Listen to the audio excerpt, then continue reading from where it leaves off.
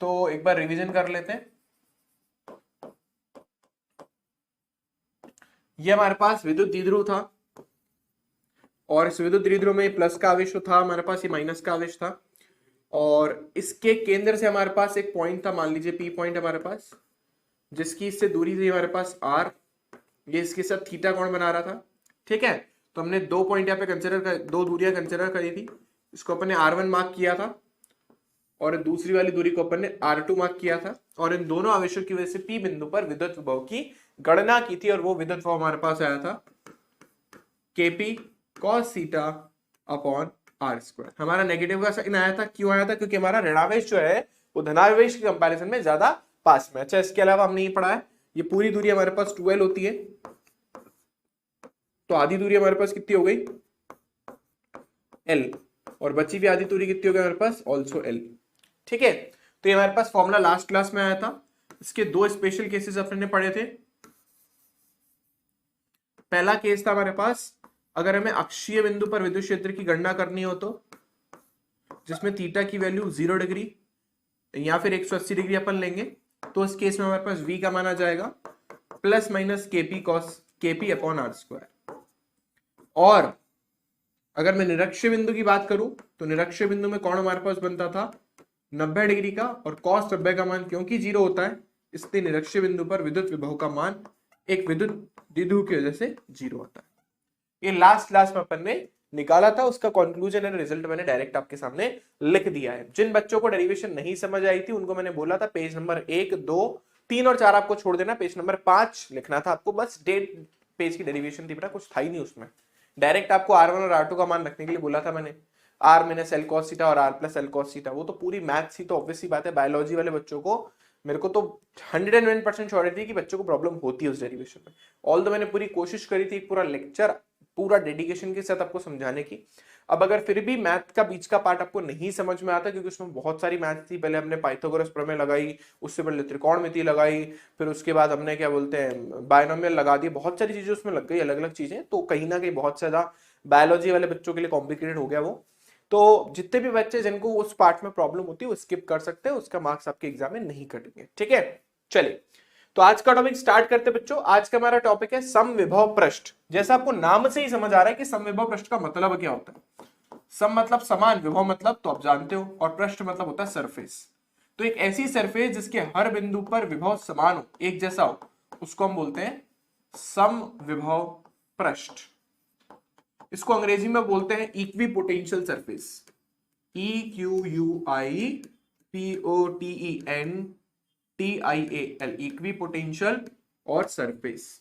अंग्रेजी में पढ़ो, हिंदी में पढ़ो, आपको मतलब समझ आ जाएगा। इक्वी मतलब इक्वल, पोटेंशियल मतलब होता है विभव, और सरफेस का मतलब होता है पृष्ठ। तो हम एक ऐसे सरफेस की बात कर रहे हैं जिसके हर बिंदु पर विभव क्या हो, समान हो। जैसे मैंने एक ग्लास उठाया और मान लीजिए इस ग्लास के हर बिंदु पर विभव एक जैसे, यहाँ पे भी 2 वोल्ट, यहाँ पे भी 2 वोल्ट, यहाँ पे भी 2 वोल्ट, यहाँ पे भी 2 वोल्ट, यहाँ पे भी 2 वोल्ट, यहाँ पे भी 2 वोल्ट है, मतलब हर जगह क्या है 2 वोल्ट 2 वोल्ट 2 वोल्ट 2 वोल्ट हो, तो ऐसे पृष्ठ को, ऐसे सरफेस को अपन बोलते हैं समविभव पृष्ठ। ठीक है, चलिए तो सबसे पहले डेफिनेशन क्या है हमारे पास, एक ऐसा पृष्ठ, एक ऐसा पृष्ठ जिसके प्रत्येक बिंदु पर, जिसके प्रत्येक बिंदु पर विभव समान हो, समविभव पृष्ठ कहलाता है। समविभव पृष्ठ कहलाता है।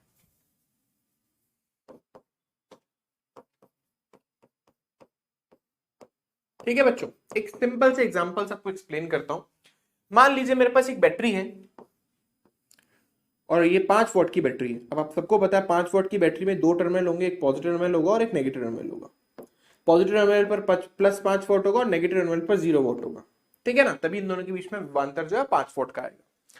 अब अगर मैं 5 वोल्ट के टर्मिनल से किसी प्लेट को कनेक्ट कर दूं, मान लो मैंने कोई एक मेटल की प्लेट ले ली, कोई चालक प्लेट ले ली और उसको कनेक्ट कर दिया। अब जैसे ही मैंने इस मेटल की प्लेट को यानी इस चालक प्लेट को इस 5 वोल्ट के टर्मिनल से कनेक्ट करा, तो बच्चों इसके हर बिंदु पर, फिर चाहे आप कोई भी पॉइंट उठा करके देखो, हर पॉइंट के ऊपर 5 वोल्ट का विभव आ जाएगा। तो ये जो हमारे पास सरफेस बनी है, सरफेस को अपन बोलते हैं समविभव पृष्ठ। तो समविभव पृष्ठ और कुछ नहीं, वास्तव में एक ऐसा पृष्ठ होता है जिसके हर बिंदु पर विभव का मान एक जैसा होता है। अब ये कॉन्सेप्ट आया कहां से वो समझते हैं बच्चों।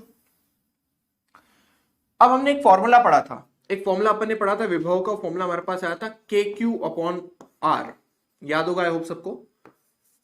विभव का फॉर्मूला अपन ने पढ़ा था KQ/R। तो हम एक आवेश की कल्पना करते हैं, मान लीजिए मेरे पास एक चार्ज है, जैसे मैं खुद एक चार्ज हूं बहुत बड़ा, मैंने आपको एग्जांपल दिया था। अब क्योंकि मैं एक बहुत बड़ा चार्ज हूं तो मेरे चारों तरफ R दूरी पर, मान लो 2 मीटर की बात करता हूं तो 2 मीटर से आगे लू, लेफ्ट में लू, राइट में लू, पीछे लू, उधर लू, ऊपर नीचे लू, दाईं लू, बाईं लू, कहीं पे भी लू, मेरे बॉडी से 2 मीटर की दूरी पर किसी भी बिंदु पर विद्युत विभव का मान समान होगा। क्यों? क्योंकि जो फॉर्मूला वही बोलता है KQ/R, मतलब अगर आप R की वैल्यू सेम रख रहे हो और Q की वैल्यू तो सेम है ही, मेरी चार्ज की वैल्यू तो चेंज होने नहीं वाली, तो विभव का मान क्या रहेगा? समान रहेगा। तो अगर मेरे पास एक आवेश है, जैसा कि आप सबको दिख रहा है, इस आवेश के चारों तरफ मान लीजिए मैंने एक गोले की कल्पना करी, वृत्त की कल्पना नहीं करी, है तो 2D डायग्राम पर वास्तव में 3D डायग्राम है, मतलब एक छोटा सा आवेश है, उसके चारों तरफ अपन ने बॉल की कल्पना कर ली, बहुत बड़ी बॉल की कल्पना कर ली। अब उस बॉल के पृष्ठ पर जितने भी बिंदु होंगे, फिर आप चाहे कोई भी बिंदु लो, फर्क नहीं पड़ता, सारे बिंदु जो होंगे वो उस आवेश से समान दूरी पर होंगे। जितने भी बिंदु होंगे उस आवेश से समान दूरी पर होंगे। ये जो बिंदु है, इन बिंदुओं पर आप चाहे कोई भी बिंदु देख लो, कोई भी पॉइंट कंसीडर कर लो, इन सब पर आवेश का मान बच्चों कैसा होगा? सॉरी, पृष्ठ विभव का मान क्या होगा? एक जैसा होगा, क्योंकि अपन ने गोला कंसीडर करा है जिसकी त्रिज्या ऑब्वियसली बात है हर जगह एक ही जैसी रहनी है, क्योंकि गोले की त्रिज्या तो हर जगह सरफेस पे एक जैसी रहती है। तो चाहे आप यहां पर विभव मान लो इसकी त्रिज्या R है, तो आप चाहे यहां पर विभव निकालो तो भी विभव आएगा KQ/R, चाहे यहां पर विभव निकालो तो भी विभव आएगा KQ/R, चाहे यहां पर विभव निकालो तो भी विभव आएगा KQ/R, चाहे यहां पर भी विभव निकालो तो भी KQ/R, चाहे किसी पॉइंट पर निकालो, सब जगह विभव का मान KQ/R ही आएगा। ऐसे पृष्ठ को अपन बोलते हैं समविभव पृष्ठ।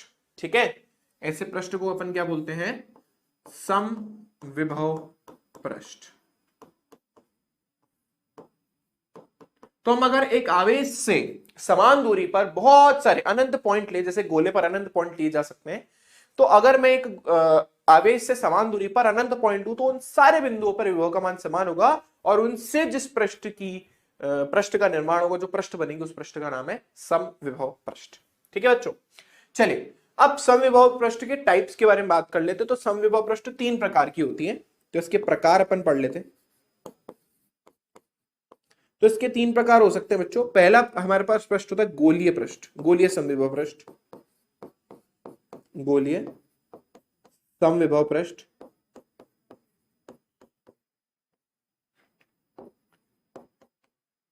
नेक्स्ट होती है बच्चों बेलनाकार समविभव पृष्ठ, और थर्ड होती है हमारे पास समतल समविभव पृष्ठ।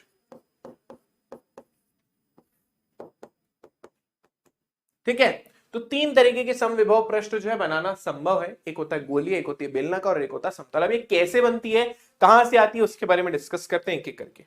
चलिए सबसे पहले अपन बात करते हैं बच्चों गोलीय समविभव पृष्ठ के बारे में। अच्छा, एनसीईआरटी खोलोगे तो एनसीईआरटी में नहीं दे रखा, ये हो सकता है बाकी बुक्स में दे रखा हो, एनसीईआरटी में ये टॉपिक नहीं है, मतलब इसके प्रकार नहीं दे रखे। तो हम बात कर रहे हैं गोलीय समविभव पृष्ठ के बारे में। तो गोलीय समविभव पृष्ठ जो होता है बच्चों, गोलीय समविभव पृष्ठ जो हमारे पास होता है, वो गोलीय समविभव पृष्ठ तब जनरेट होता है जब हम एक बिंदु आवेश की कल्पना करते हैं। जैसे पीछे जो मैंने भी आपको एग्जांपल दिया था, इस पर हमारे पास एक बिंदु आवेश ही तो था, तो उस बिंदु आवेश के चारों तरफ जिस पृष्ठ की कल्पना आप कर रहे हो, जो पृष्ठ बनी थी, उसका नाम है गोलीय पृष्ठ। तो गोलीय पृष्ठ का निर्माण होता है जब हमारे पास आवेश कैसा हो, आवेश का स्रोत क्या हो? बिंदु आवेश। आवेश स्रोत क्या होना चाहिए हमारे पास? बिंदु आवेश।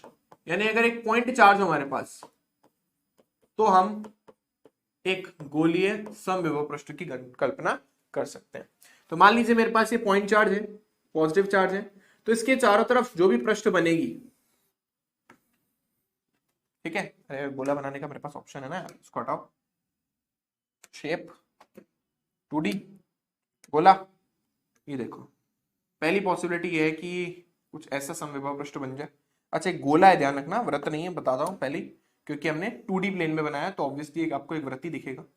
अच्छा, जरूरी नहीं है समविभव पृष्ठ आपके पास एक ही बने, समविभव पृष्ठ बहुत सारी बन सकती है, समविभव पृष्ठ एक से ज्यादा भी हो सकती है। तो जैसे मान लीजिए इसके चारों तरफ मैंने एक और पृष्ठ की कल्पना करी, है ना, ये भी एक समविभव पृष्ठ ही है, ठीक है ना। तो समविभव पृष्ठ एक से ज्यादा भी हो सकती है, बट एक पर्टिकुलर सरफेस पे जितने भी पॉइंट होंगे, जैसे पहले वाले सरफेस की बात करो, इस पे जितने भी पॉइंट होंगे वो सबके सब कैसे होंगे, समान विभव पर होंगे। अब इसके ऊपर वाले जितने पॉइंट होंगे वो सब दूसरे विभव पर होंगे, ठीक है ना। तो जैसे मान लीजिए इसकी दूरी हमारे पास r1 है, तो इस पर जितने भी पॉइंट है उन सब पर विभव होगा kq/r1। मान लीजिए ये वाली दूरी हमारे पास r2 है, तो इस पर जितने भी पॉइंट होंगे उन सब पर विभव होगा kq/r2, ठीक है। चलिए आप लोगों से एक छोटा सा प्रश्न है, मान लीजिए इस विभव का मान मैंने v1 दे दिया है और इस विभव का मान मैंने v2 दे दिया है। आप मुझे बताइए v1 का मान ज्यादा होगा या v2 का? v1 का मान ज्यादा है, v2 का मान ज्यादा है, या दोनों का मान समान है? बताइए, मेरे पास दो समविभव पृष्ठ है, आपको क्या लगता है पहली वाली जो पास वाली समविभव पृष्ठ है उस पर विभव का मान ज्यादा होगा, या जो दूर वाली सरफेस है उस पर समविभव पृष्ठ का मान ज्यादा होगा? फटाफट से मुझे बताइए 1 2 3 इनमें से क्या आपको लगता है करेक्ट आंसर है? उस सारे बच्चे करेक्ट हैं, क्योंकि ऑब्वियस सी बात है आपके R1 का मान जो है कम है और R2 का मान ज्यादा है, तो आप आवेश से जितना दूर जाते जाओगे विभव का मान उतना कम होता जाएगा। जैसे मेरे पास में अगर कोई व्यक्ति खड़ा होना चाहता है तो उसको काफी ज्यादा बल लगाना पड़ेगा क्योंकि मेरे आसपास विभव का मान ज्यादा होगा, लेकिन अगर मेरे से कोई दूर खड़ा तो उसको बल कम लगाना पड़ेगा क्योंकि उस पर विभव मेरा कम वर्क कर रहा है। जैसे पृथ्वी का सरफेस जो है वहां पर गुरुत्वाकर्षण बल काफी ज्यादा है, लेकिन जैसे जैसे मैं पृथ्वी से ऊंचाई पर जाता जाऊंगा वैसे वैसे गुरुत्वाकर्षण बल वीक होता जाएगा। क्यों? क्योंकि जैसे जैसे हम दूरी बढ़ाते वैसे वैसे गुरुत्वाकर्षण बल वीक होता जाता है, ठीक है। तो आई होप ये बात सबको और समझ आ रही होगी। अच्छा, ये आवेश है तो इस आवेश की वजह से कुछ विद्युत क्षेत्र रेखाएं भी उत्पन्न होगी, तो विद्युत क्षेत्र रेखाएं ध्यान रखिएगा समविभव पृष्ठ के हमेशा लंबवत होती है। विद्युत क्षेत्र रेखाएं जो होती हैं, यार दोनों तरफ एक ही कलर कैसे चल रहा है? हाँ, तो विद्युत क्षेत्र रेखाएं जो होती है बच्चों समविभव पृष्ठ के हमेशा लंबवत होती है, चीज ध्यान रखना, है ना। जैसे चालक के लंबवत थी ना, वैसे यहां पर हमारे पास जो विद्युत क्षेत्र रेखा है वो चालक के समविभव पृष्ठ के हमेशा लंबवत होगी। फिर आप चाहे कोई भी समविभव पृष्ठ लो, डजंट मैटर, ठीक है। तो ये विद्युत क्षेत्र रेखाएं जो समविभव पृष्ठ के लंबवत चल रही है। तो बिंदु आपका जो बिंदु आवेश है वो एक गोलीय समविभव पृष्ठ की मतलब एक गोलीय समविभव पृष्ठ बनाता है। दूसरा होता है बच्चों हमारे पास बेलनाकार समविभव पृष्ठ।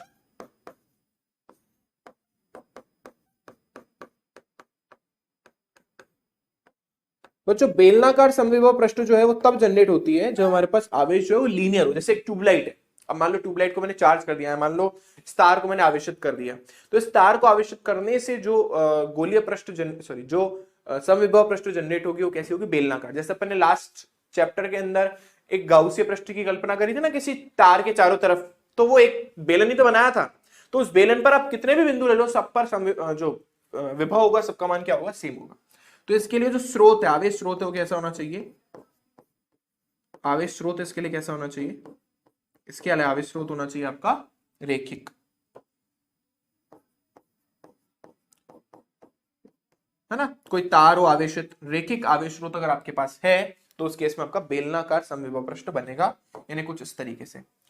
मान लीजिए हमने ये आवेशित तार ले ली,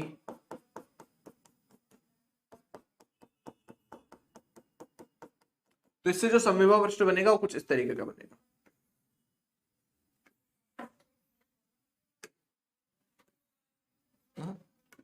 कलर किस चेंज हो जाता भाई? कुछ इस तरीके का समविभव पृष्ठ बनेगा। अब आप चाहो तो एक और समविभव पृष्ठ बना सकते हो,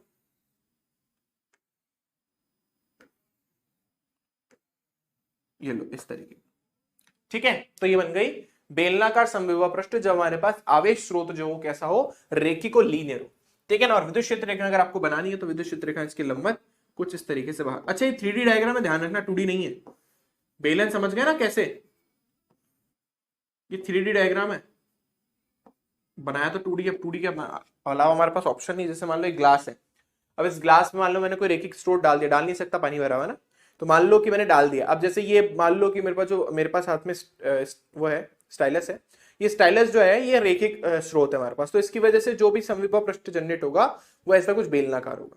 ठीक है, 3D डायग्राम। अब समविभव पृष्ठ के किसी बिंदु पर आप चले जाओ, चाहे इधर चले जाओ, पूरे इसके वक्र पृष्ठ पर कहीं पर भी चले जाओ, सब पर जो दूरी होगी वो आर आर आर ही होगी, इसलिए ये कैसा हो गया हमारे पास बेलनाकार समविभव पृष्ठ। ठीक है बच्चों, चलिए थर्ड के ऊपर बात करते हैं। थर्ड वाला पार्ट जो हमारे पास वो है हमारे पास समतल समविभव पृष्ठ। समतल समविभव पृष्ठ, समविभव पृष्ठ। ठीक है बच्चों, समतल समविभव पृष्ठ तब जनरेट होती है जब हमारा आवेश स्रोत बहुत दूर रखा हुआ।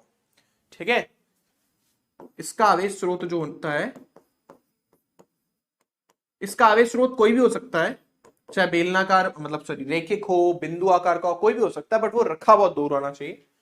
तो इसका आवेश स्रोत जो है वो अनंत पर रखा होता है और जनरली बिंदु स्रोत होता है, अनंत पर हो, और जनरली इसका जो स्रोत होता है वो बिंदु स्रोत होता है। क्योंकि अगर आप अनंत से किसी चीज को देख रहे हो, जैसे एक एग्जांपल देता हूं, मान लो आप गाड़ी को देख रहे हो दूर से, है ना, हाईवे पे कोई गाड़ी बहुत दूर से आ रही है, तो आपको जब हाईवे से आती हुई कोई लाइट दिखेगी तो आपको दिखेगी ना कि वो कोई बिंदु आकर के एक बहुत छोटा सा बिंदु जिसमें से लाइट आ रही है हमारी आंखों में। ठीक है ना, फिर चाहे उस लाइट का साइज जो हेडलाइट का साइज चौकोर हो, चाहे उसका साइज गोल हो, चाहे उसका साइज बेलनाकार हो, कुछ भी हो, जब आप उसको बहुत दूर से देखोगे तो ऑब्वियस सी बात है आपको बिंदु आकार का ही दिखेगा। इसलिए जो समतल समविभव पृष्ठ होती है उसके अंदर जो स्रोत होता है वो अनंत पर रखा होता है, और वो स्रोत का आकार कुछ भी हो सकता है, लेकिन यहां पर अपन उसको मान के चलते हैं कि वो बिंदु आकार का है। तो उस स्रोत से जो विद्युत क्षेत्र रेखा निकलेगी वो कुछ इस तरीके से निकलेगी। तो जो समतल समविभव पृष्ठ है वो कुछ इस तरीके का बनेगा, मतलब आपने बहुत सारे पेपर एक दूसरे के समांतर रख दिए, ये आपकी समविभव पृष्ठ है समतल।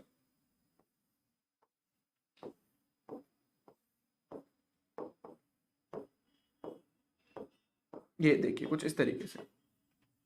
ठीक है, तो ये आपकी हो गई समतल समविभव पृष्ठ, जो हमारा स्रोत बहुत दूर रखा हो और इससे आने वाली रेखा जो विद्युत क्षेत्र रेखा है वो हमें कैसे प्रतीत होती है, एक दूसरे के समांतर। तो आप लिख लीजिए, इस स्थिति में विद्युत क्षेत्र रेखाएं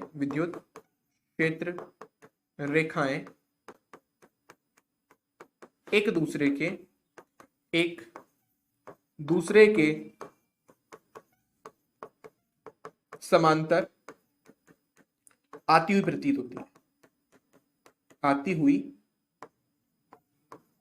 प्रतीत होती है।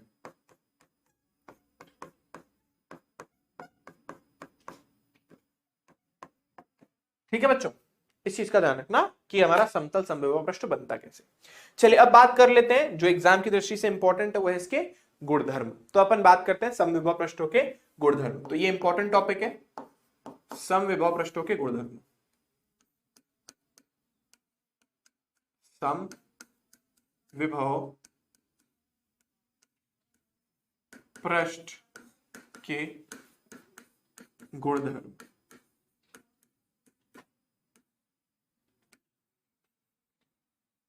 ठीक है बच्चों, यानी अपने को प्रॉपर्टीज लिखनी है किसकी, समविभव पृष्ठ की। एक प्रॉपर्टी तो आपको साफ साफ पहले समझ आ गई होगी, जो यही है जो हमने इसकी डेफिनेशन में लिखा है कि इसके हर बिंदु पर विद्युत विभव का मान एक जैसा होता है। तो पहली प्रॉपर्टी तो आसान है, इसके ऐसे लिख दो, पृष्ठ के प्रत्येक बिंदु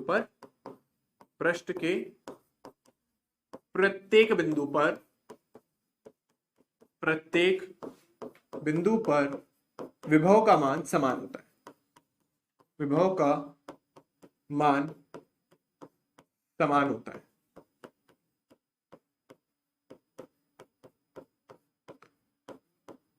ठीक है, अब दूसरी प्रॉपर्टी मैं आप लोगों से पूछ रहा हूं, मुझे बताइए अगर समविभव पृष्ठ पर मैं एक आवेश को एक बिंदु से दूसरे, मान लीजिए एक समविभव पृष्ठ है, इसके हर बिंदु पर 5 वोल्ट 5 वोल्ट, कहीं पर भी जाओ सब जगह 5 volt 5 volt 5 volt 5 volt 5 volt, ये है ना, कहीं पे चले जाओ, इधर उधर दाएं बाएं एक ही जैसी जमीन दिख रही है, चाहे मैं इधर जाऊं तो भी एक जैसी जमीन, इधर जाऊं तो भी एक जैसी जमीन, इधर जाऊं तो भी एक जैसी जमीन, मतलब हर जगह 5 वोल्ट है। अब मैं एक आवेश को, मान लीजिए Q0 आवेश को एक बिंदु से दूसरे बिंदु तक लेकर जाना चाहता हूं, मान लीजिए मैं P से Q तक लेकर जाना चाहता हूं, तो मुझे बताओ कितना कार्य करना पड़ेगा। हमने पढ़ा था कि डेल V किसके बराबर होता है बच्चों, डेल V बराबर होता है डेल डब्ल्यू अपॉन क्यू। तो अगर आपको कार्य की गणना करनी तो बच्चों कार्य किसके बराबर हो जाएगा, कार्य बराबर हो जाएगा विभवांतर में परिवर्तन इंटू क्यू। ऐसे प्रश्न हमने करे हैं। अब जब आप P पर विभव की गणना करते हो या Q पर विभव की गणना करते हो तो विभव तो एक ही जैसा आ रहा है, 5-5 वोल्ट ही आ रहा है, तो जब उनका अंतर निकालोगे तो 0 ही आएगा ना। तो यानी समविभव पृष्ठ पर आवेश को एक बिंदु से दूसरे बिंदु तक ले जाने में किए गए कार्य का मान शून्य होता। ये इसकी हो गई दूसरी प्रॉपर्टी। सम विभव पृष्ठ पर किसी आवेश को गति कराने के लिए किए गए कार्य का मान शून्य होता है। किए गए कार्य का मान शून्य होता है। किए गए कार्य का मान शून्य होता है।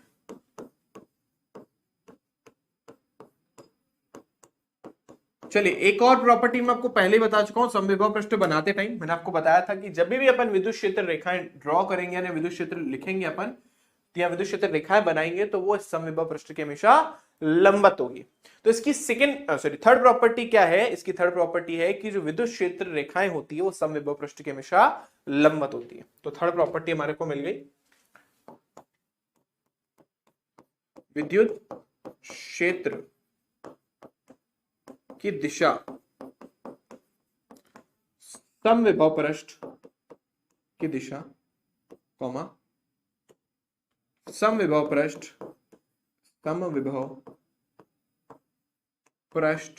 के लंबवत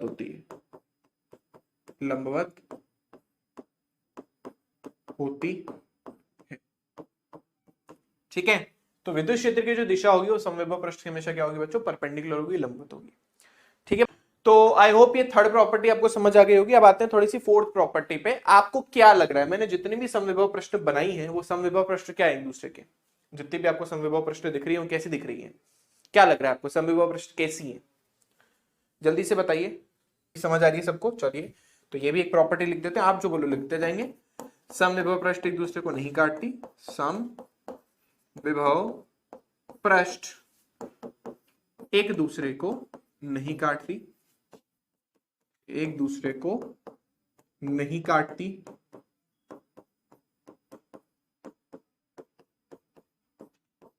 चलिए और बताइए। एक दूसरे के समांतर होती है। चलो ये मैं सुनना चाहता था। समविभव पृष्ठ एक दूसरे के समांतर होती है। समविभव पृष्ठ एक दूसरे के समांतर होती है। के समांतर होती है। ठीक है। अच्छा इसके अलावा प्रॉपर्टीज के बारे में बात करें तो आप ध्यान से देखिए। हम जो बात कर रहे हैं ना फोर्थ वाली प्रॉपर्टी की, एक दूसरे को नहीं काटते, तो कब नहीं काटते? जब एक ही आवेश की दो समविभव पृष्ठों के बारे में बात करें।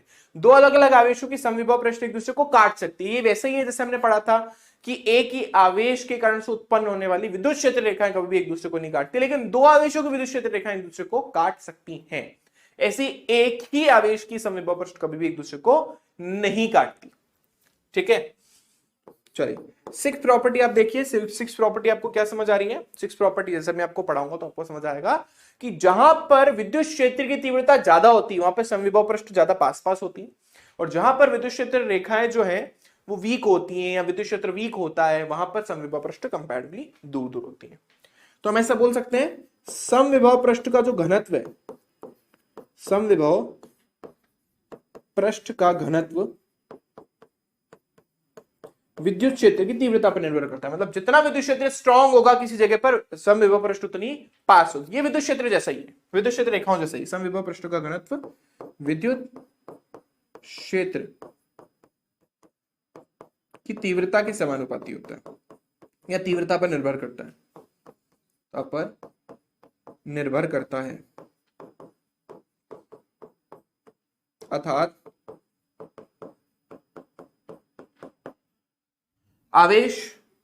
अर्थात विद्युत क्षेत्र जितना प्रबल होगा जितना प्रबल होगा, जितना प्रबल होगा समविभव पृष्ठ, समविभव पृष्ठ उतनी ही पास पास एवं जितना दुर्बल होगा उतनी दूर दूर होगी, दुर्बल होगा उतनी दूर दूर होगी, दूर दूर होगी। ठीक है, अब बना के बताते तो आपको समझ आएगा। जैसे मान लीजिए मेरे पास दो आवेश हैं, ये एक धनावेश है और एक ऋणावेश। आप सबको पता है विद्युत क्षेत्र रेखाएं धनावेश से निकल के ऋणावेश की तरफ जाती है, तो हमने विद्युत क्षेत्र रेखाएं धनावेश से ऋणावेश की तरफ बना दी।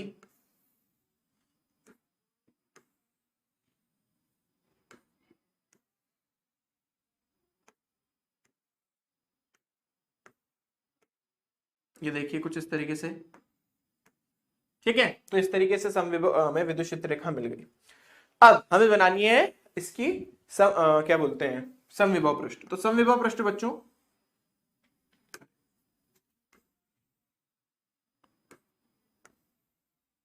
हाँ जी, तो ऑब्वियसली आपको पता है कि जो अगर मैं आगे वाले हिस्से के बारे में बात करूं, मतलब अगर इनके बीच के हिस्से के बारे में बात करूं, तो यहां पर विद्युत क्षेत्र रेखाएं ज्यादा पास पास है, मतलब समविभव पृष्ठ भी पास पास होनी चाहिए। अगर मैं पीछे वाले हिस्से के बारे में बात करूं, तो पीछे वाले हिस्से के अंदर जो विद्युत क्षेत्र रेखाएं वो दूर दूर है, तो ऑब्वियसली बात है समविभव पृष्ठ भी क्या होनी चाहिए, दूर दूर होनी चाहिए। तो जब आप इसकी समविभव पृष्ठ बनाओगे तो कुछ इस तरीके की बनेगी, ढंग से देखना। देखो कलर दिखेगा क्या, ये सफेद कलर बना दो, सफेद से बना देते चलो। जैसे आप आगे की तरफ बनाओगे तो इसकी कुछ ओवल जैसी बनेगी, अंडाकार।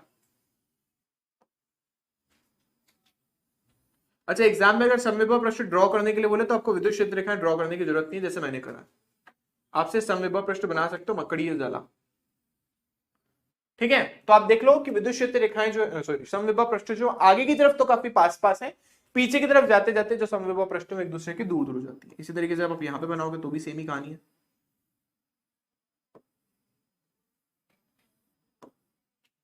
अब मान लीजिए कहीं समविभव पृष्ठ एक दूसरे को काट देते तो चल जाएगा, क्योंकि दो अलग अलग आवेशों के, लेकिन एक ही आवेश की समविभव पृष्ठ एक दूसरे को कभी भी नहीं काट सकती। ठीक है, तो बनाते बनाते मान लो अगर आपकी कट भी जाए तो ऐसे कोई प्रॉब्लम वाली बात नहीं है। ठीक है, बहुत है इतनी। तो ऐसे ऐसे ऐसे आपको समविभव पृष्ठ बनानी है। तब का केस है जब हमारे पास जो आवेश है वो विपरीत आवेश हो, तो बीच में हमारे पास विद्युत क्षेत्र स्ट्रॉन्ग है और पीछे की तरफ विद्युत क्षेत्र वीक है। कुछ इस तरीके की समविभव पृष्ठ इसकी बनेगी। ठीक है, अब बात करते हैं, अच्छा ये अपन लिख देते हैं, समविभव पृष्ठ, समविभव पृष्ठ असमान आवेशों के लिए, असमान आवेशों के लिए, आवेशों के लिए। अब बात करते हैं समविभव पृष्ठ क्या बोलते हैं, समान आवेशों के लिए। मान लीजिए मैंने इसको भी धनावेश ले लिया, इसको भी धनावेश ले लिया, तो आपको पता है धनावेश में तो विद्युत क्षेत्र का एक दूसरे को प्रतिकर्षित करती है, कुछ इस तरीके से निकलेगी।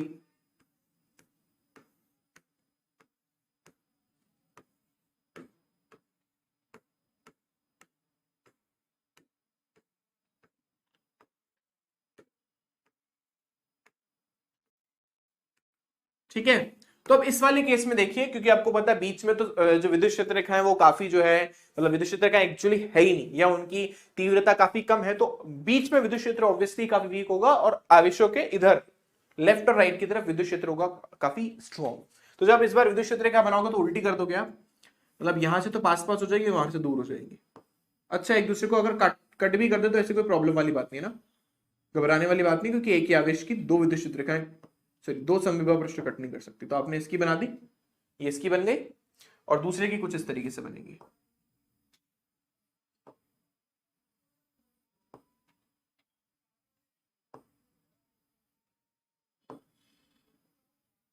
ठीक है, होप मेरी बात आप सबको समझ आ गई होगी। तो इस तरीके की समविभव पृष्ठ बनती है। तो यहां पर हमने समविभव पृष्ठ ड्रॉ कर दिया, तो आई होप सबको समझ आ गया। अच्छा, इसकी कंबाइन समविभव पृष्ठ भी बन सकती है, कभी कभी वो भी आ जाती है, तो वो भी मैं आपको बता देता हूँ। इसकी कंबाइंड समविभव पृष्ठ कुछ इस तरीके की बनती है ना। कभी कभी इस तरीके की कंबाइंड समविभव पृष्ठ भी बनाने के लिए आ जाती है, तो आप ये भी बना सकते हो, है ना, डंबल जैसा शेप बना सकते हो।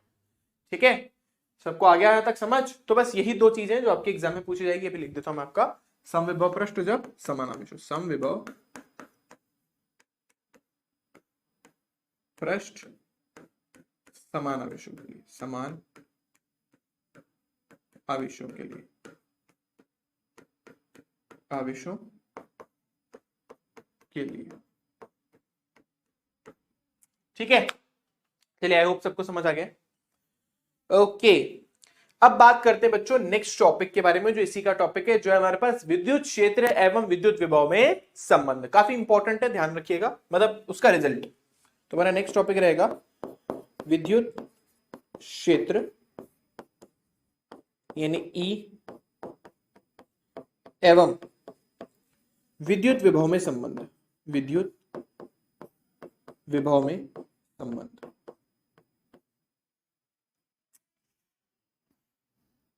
विद्युत विभव में संबंध, अरे विद्युत विभव में संबंध।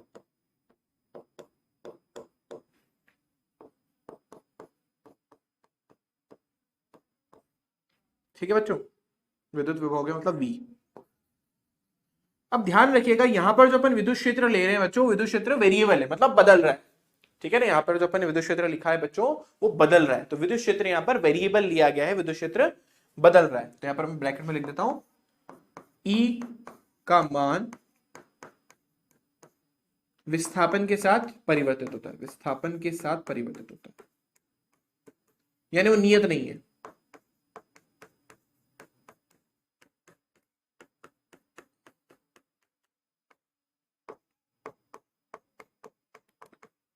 ठीक है, अब रिजल्ट इसको समझने की कोशिश करते हैं कैसे होगा ये।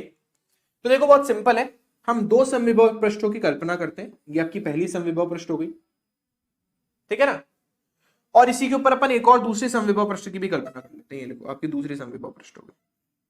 समविभव पृष्ठ एक दूसरे के समांतर ही होते, तो हमने मान लिया ऐसे दो समविभव पृष्ठ एक दूसरे के ऐसे समांतर है। अब एक काम करते हैं, मान लेते हैं इन दोनों के बीच की जो दूरी है वो बच्चों dx है। इन दोनों के बीच की जो दूरी है वो कितनी है, dx। अब आपको पता है मेरे कि भाई जब अपन क्या बोलते हैं उसके बारे में बात करते हैं, विद्युत क्षेत्र के बारे में बात करते हैं, तो विद्युत क्षेत्र समविभव पृष्ठ के हमेशा लंबवत होती है, इस तरीके से परपेंडिकुलर। ठीक है, तो जैसे जैसे हम आवेश से दूर की तरफ जाते हैं, जैसे जैसे हम आवेश से दूर की तरफ जाते हैं, वैसे वैसे समविभव पृष्ठ के विभव का मान घटने लग जाता है। मतलब पास वाले समविभव पृष्ठ के विभव का मान ज्यादा होगा, दूर वाले समविभव पृष्ठ के विभव का मान कम होगा। जैसे मैंने आपसे पीछे प्रश्न भी पूछा था कि V1 का मान ज्यादा होगा V2 का, तो आपने बोला V1 का मान ज्यादा होगा। यानी जो समविभव पृष्ठ आवेश के ज्यादा पास होगी उस पर विभव का मान ज्यादा, और जो पृष्ठ आवेश से दूर होगी उसका विभव का मान कम होगा। तो अगर मैं इस नीचे वाली पृष्ठ का जो विभव है उसको V अज्यूम करके चल रहा हूं, तो ऊपर वाली पृष्ठ का विभव हो जाएगा V माइनस dV, थोड़ा सा कम हो जाएगा। जैसे जैसे आप ऊपर जाते जाओगे वैसे वैसे विभव का मान कम होता जाएगा। तो माना दो समांतर समविभव पृष्ठ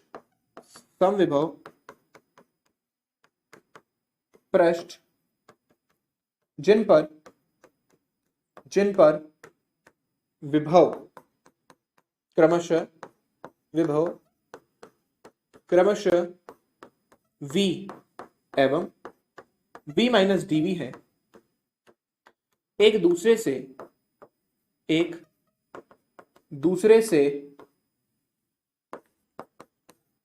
dx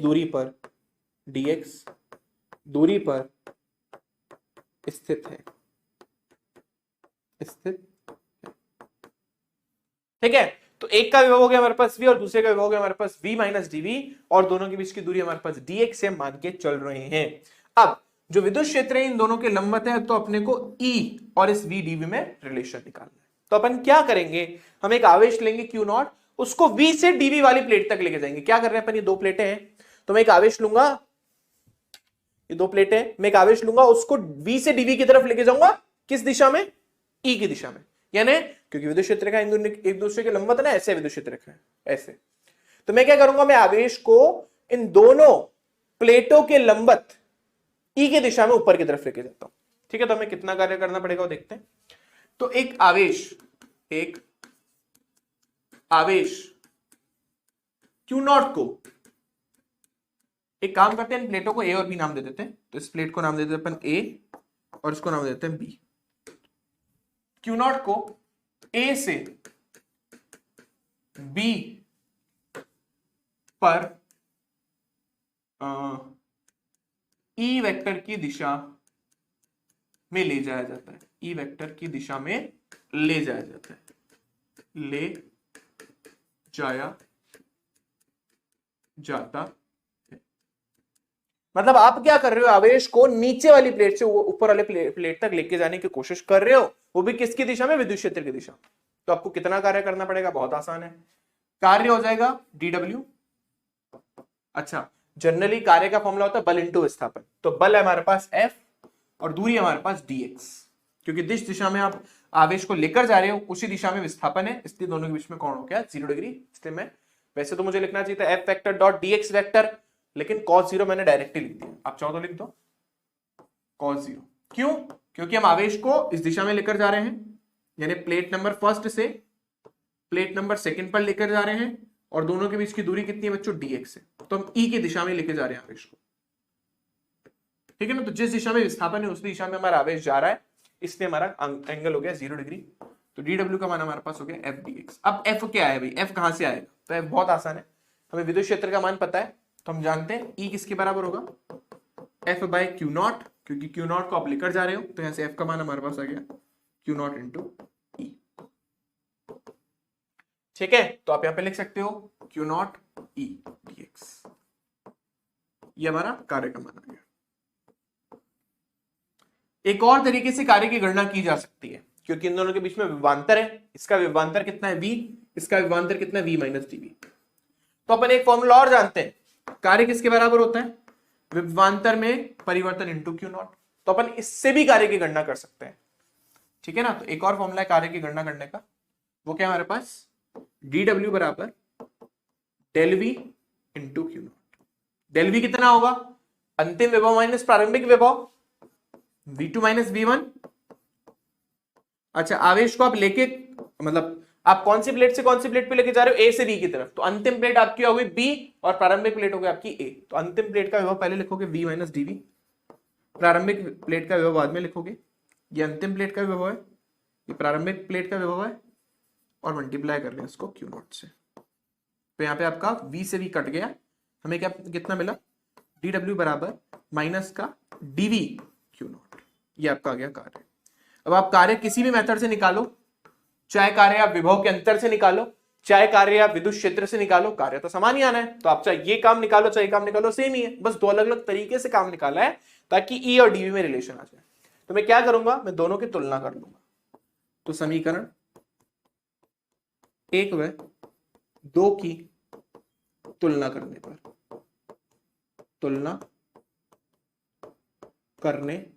देखो हमें क्या प्राप्त होता है। समीकरण नंबर 1 क्या था हमारे पास, क्यू नॉट ई dx। समीकरण नंबर 2 क्या हमारे पास, माइनस का dv क्यू नॉट। तो क्यू नॉट से तो आपका क्यू नॉट कट गया, क्या मिला मेरे को मिला ई dx बराबर माइनस का dv। तो हम लोग बोल सकते हैं ई किसके बराबर है, माइनस का dv बाय dx। यही संबंध है हमारे ई और v में।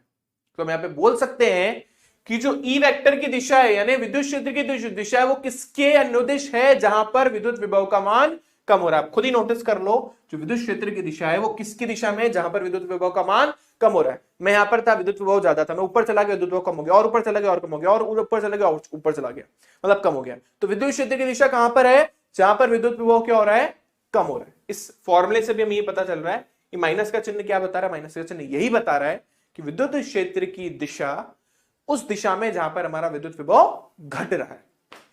ठीक है, तो हम यहां पे बोल सकते हैं विद्युत क्षेत्र की दिशा विद्युत विभव के घटने की दिशा में, घटने की दिशा में यानी जहां पर विद्युत विभव आपका घट रहा है उसी दिशा में, ई वेक्टर की दिशा। यहां से इस फॉर्मूले से ही समझ आया। अच्छा, अगर मुझे सिर्फ ई का परिमाण निकालना हो, सिर्फ ई का परिमाण मुझे चाहिए, तो बच्चों ई का परिमाण हमारे पास आ जाएगा dv बाय dx, यानी माइनस का साइन हट जाएगा। तो यहां से एक चीज और समझ आई कि विद्युत क्षेत्र का परिमाण, विद्युत क्षेत्र का परिमाण जो अपन ने निकाला मैग्नीट्यूड है, तो विद्युत क्षेत्र का परिमाण विद्युत विभव के घटने की दिशा में, या विद्युत विभव के विद्युत विभव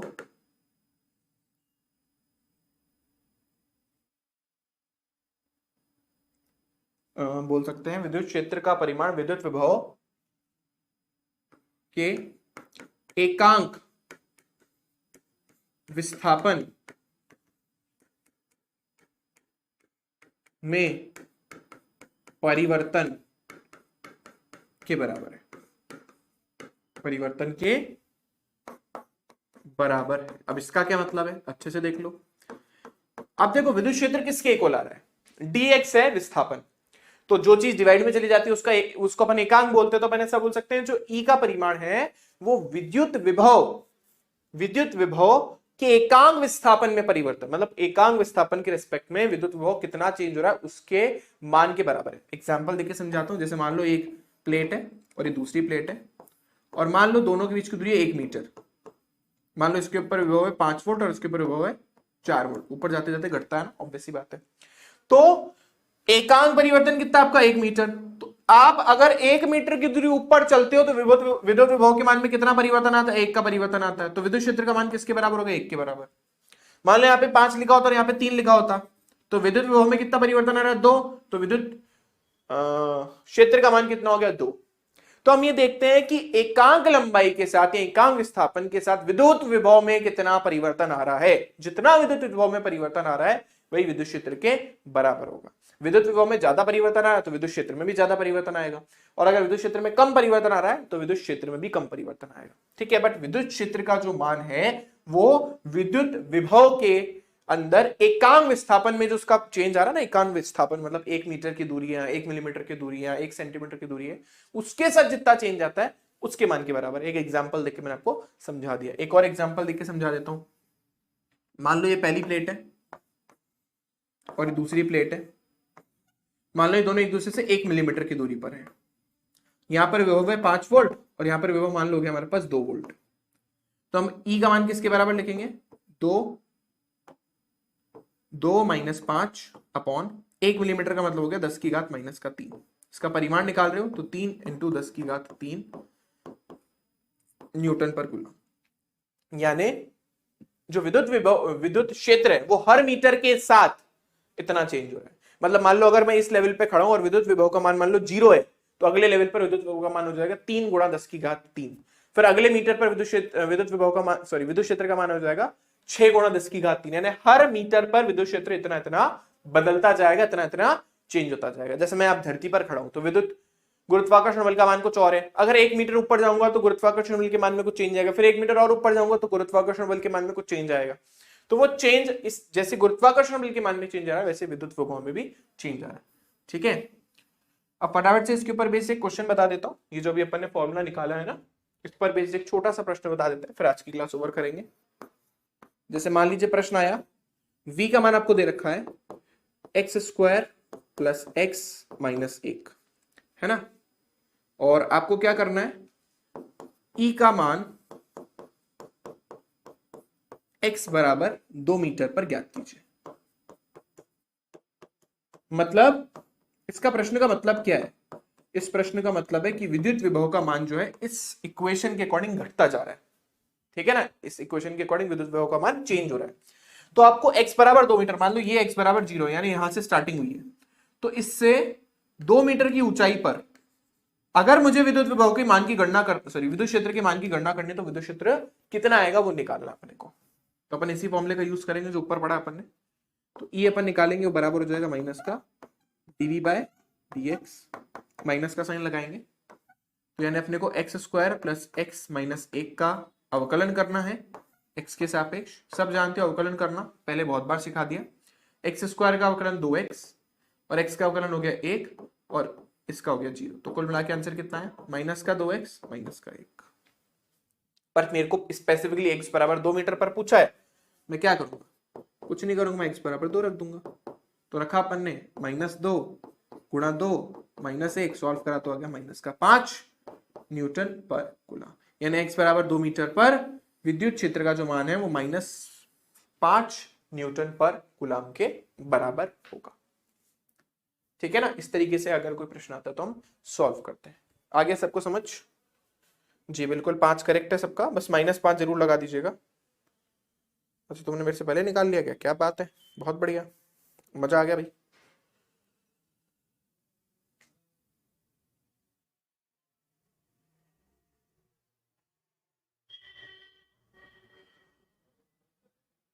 अच्छा आप लोग इंतजार कर रहे हो, तो सर की क्लास तो ओवर होगी तो मैं लूंगा ना बेटा, पहले किसे क्लास लूं।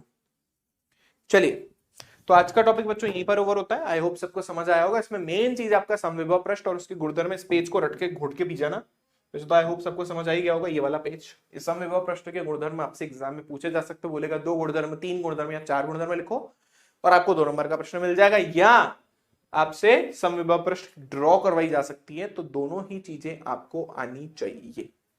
ठीक है बच्चों, चलिए अब आप लोगों से मिलेंगे कल की क्लास में। वीडियो देखने के धन्यवाद।